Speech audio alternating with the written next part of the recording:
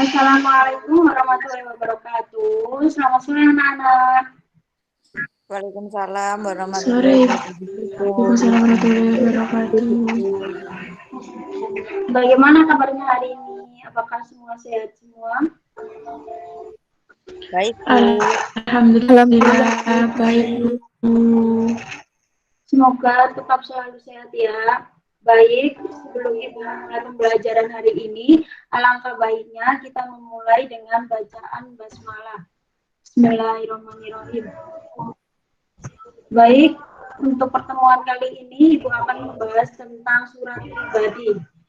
Dan dengan tujuan pembelajaran hari ini yaitu menjelaskan pengertian surat pribadi, lalu yang kedua mengklarifikasi jenis-jenis surat pribadi, dan yang terakhir ada mengemukakan prosedur pembacaan surat pribadi. Di sini ada yang tahu apa itu surat pribadi? Sepertinya belum tahu ya. Baik, Ibu akan menjelaskan. Surat pribadi merupakan surat yang dibuat oleh seseorang yang isinya menyangkut kepentingan pribadi atau surat yang berisi keperluan pribadi yang biasanya ditulis secara pribadi dan ditunjukkan kepada orang lain dengan menggunakan bahasa yang tidak baku. Lalu selanjutnya ada ciri-ciri surat pribadi. Yang pertama, tidak memakai kop surat. Lalu yang kedua, tidak adanya nomor surat. Lalu yang ketiga, untuk salam pembuka dan salam penutupnya sangat bervariasi dan lebih bersifat santai atau non-formal. Lalu yang keempat, pengguna bahasa yang bebas atau tidak baku sesuai keinginan penulis. Dan yang terakhir, format surat bebas. Jadi tidak ada ketentuan untuk menulis surat pribadi. Lalu selanjutnya ada bagian-bagian surat pribadi. Yang pertama, alamat dan tanggal pembuatan surat. Lalu yang kedua, salam pembuka. Yang ketiga, paragraf pembuka. Lalu yang keempat, ada paragraf isi. Dan yang terakhir, ada paragraf penutup. Di sini ada jenis-jenis surat pribadi. Ada dua jenis surat pribadi. Yang pertama, surat pribadi yang bersifat resmi atau kedinasan. Lalu ada surat pribadi yang bersifat kekeluargaan. Pertama, Ibu akan menjelaskan apa itu surat pribadi yang bersifat kedinasan atau setengah resmi. Di sini, surat pribadi yang bersifat kedinasan atau setengah resmi adalah surat yang dibuat oleh seseorang yang ditunjukkan kepada suatu instansi ataupun organisasi yang isinya menyangkut masalah pribadi atau masalah pekerjaan. Seperti contoh surat lamaran pekerjaan. Ada yang tahu apa itu surat lamaran pekerjaan? Surat untuk melamar pekerjaan, Bu. Ya, surat lamaran pekerjaan di sini merupakan surat yang ditulis oleh perorangan kepada suatu instansi ataupun organisasi kepada suatu perusahaan dengan tujuan kita dapat diterima kerja pada instansi tersebut. Lalu ada langkah-langkah dalam menulis surat lamaran pekerjaan. Yang pertama, persiapan. Lalu yang kedua, menulis dan mengirim surat lamaran. Dan yang terakhir, ada tindak lanjut.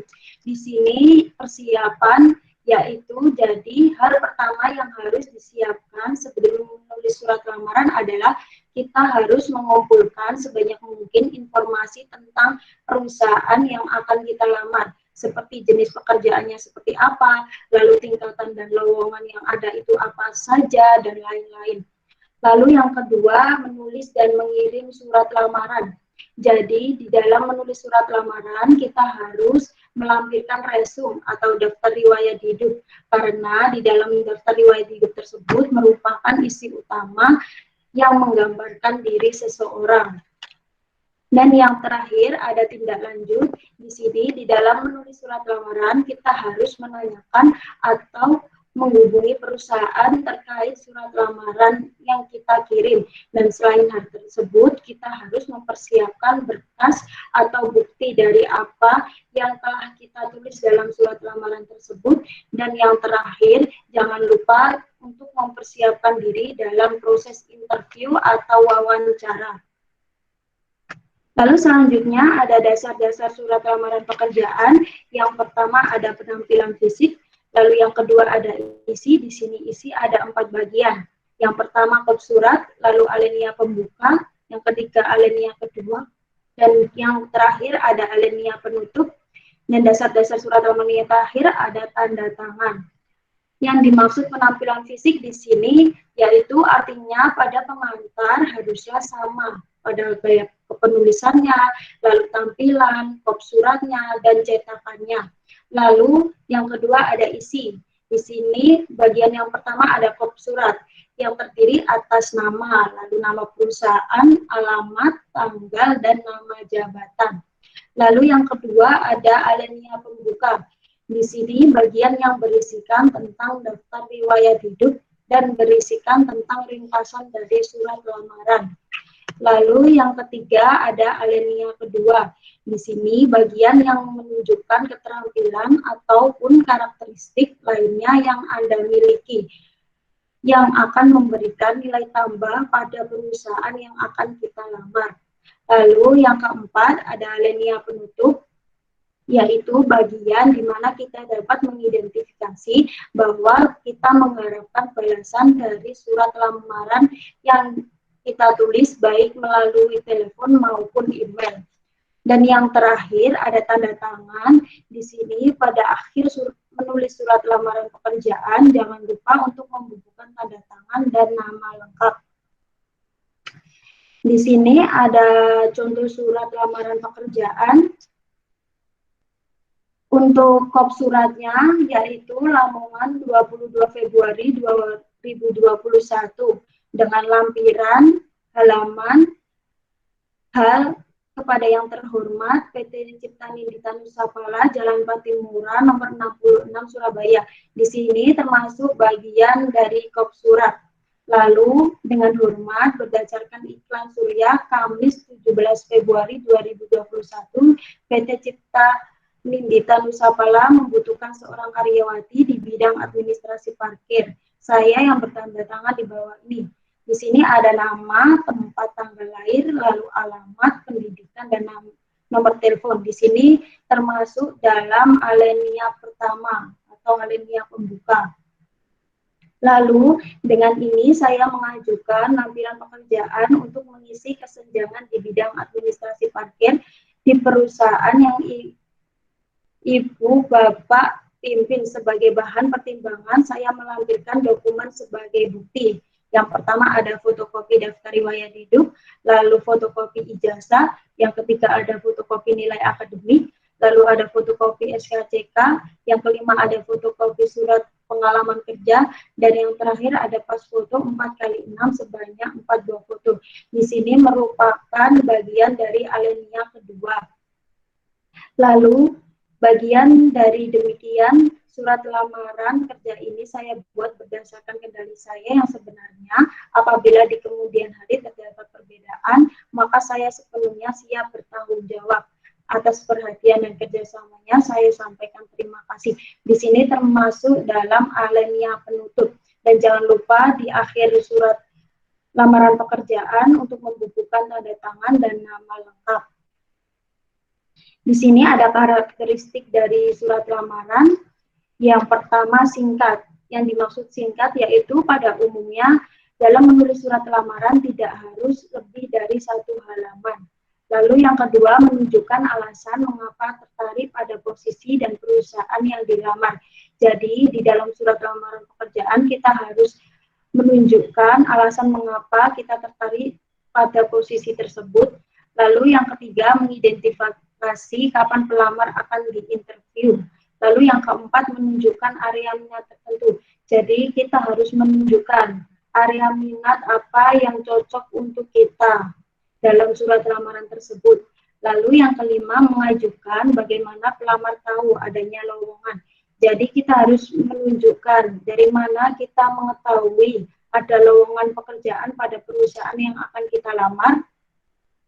Lalu selanjutnya tidak sekedar mengulang apa yang ditulis dalam resume, CV atau daftar riwayat hidup. Lalu orisinil dan menunjukkan kreativitas pelamar. Jadi kita harus menunjukkan kreativitas apa yang kita miliki dalam surat lamaran tersebut. Dan yang terakhir sekedar memperkenalkan diri, tidak perlu menceritakan riwayat kehidupan yang mendalam. Di sini ada jenis surat pribadi yang kedua, yaitu surat pribadi yang bersifat kekeluargaan.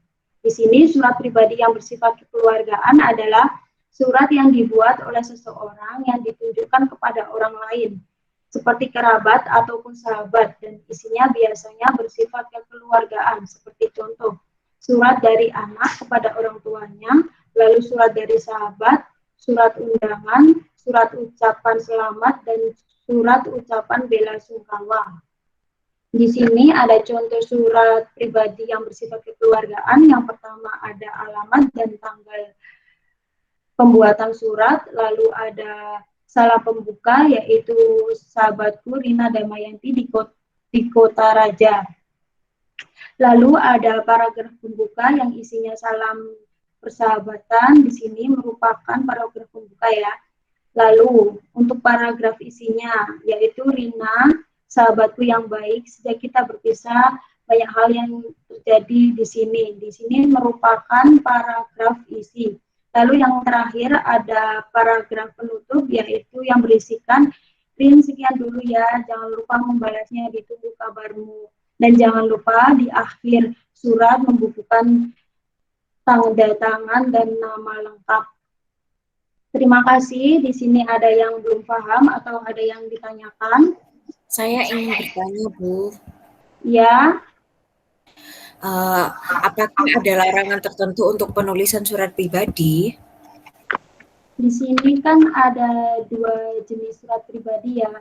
Jadi untuk larangan menulis surat pribadi yang jenisnya kekeluargaan itu tidak ada larangan tertentu. Kalau untuk surat lamaran pekerjaan, jadi surat lamaran pekerjaan itu larangannya seperti surat lamaran dibuat dalam bentuk, tidak boleh dibuat dengan bentuk fotokopi, lalu tidak boleh terdapat coretan atau bekas tip X.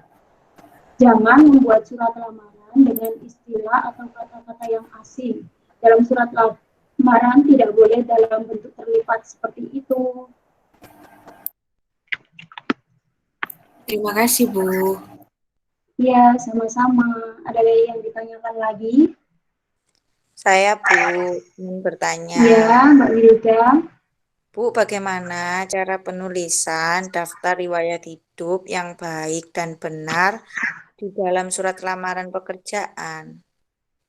Jadi, dalam penyusunan daftar riwayat hidup yang baik, kita harus memperhatikan identitas yang akan kita lampirkan ya, lalu pendidikannya. Yang kedua ada keahlian yang kita miliki. Dan yang ketiga pengalaman kerja dan deskripsinya. Dan yang terakhir, jangan lupa cek kembali CV saat penyusunan daftar riwayat hidup tersebut. Seperti itu. Ada yang ditanyakan lagi? Terima kasih, Bu. Sama-sama. Ayo Mbak Erlinda. Ada yang ditanyakan lagi? Ya Bu, mohon izin bertanya. Ya. Dalam menulis surat pribadi itu, hal apa saja yang perlu diperhatikan Bu? Terima kasih. Ya, dalam menulis surat pribadi, apa saja yang harus diperhatikan? Yaitu seperti kota atau tanggal surat, lalu nama dan alamat yang akan kita tuju, lalu salam pembuka, lalu kalimat pembuka, kalimat isi, lalu kalimat penutup, dan yang terakhir salam penutup dan tanda tangan dan nama lengkap. Seperti itu. Ada yang ditanyakan lagi? Terima kasih. Sama-sama. Kalau tidak ada pertanyaan, kali ini Ibu akan tutup. Dan untuk tugas minggu depan, membuat dua jenis surat pribadi. Yang pertama, membuat surat pribadi yang bersifat setengah resmi atau surat lamaran pekerjaan.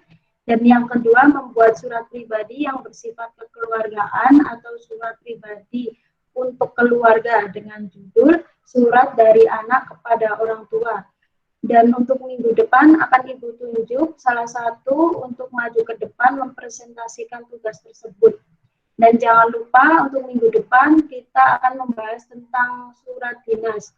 Untuk pertemuan kali ini Ibu akan tutup kesimpulannya, yaitu surat pribadi merupakan surat yang dibuat oleh seseorang yang isinya menyangkut kepentingan pribadi atau surat yang berisikan keperluan pribadi yang biasanya ditulis secara pribadi dan ditunjukkan kepada orang lain dengan bahasa yang tidak baku. Ibu tutup ya. Maaf kalau ada salah kata. Wassalamualaikum warahmatullahi wabarakatuh. Waalaikumsalam warahmatullahi wabarakatuh. Terima Terima kasih, Bu. Sama-sama. Ibu izin live ya. kasih Bu.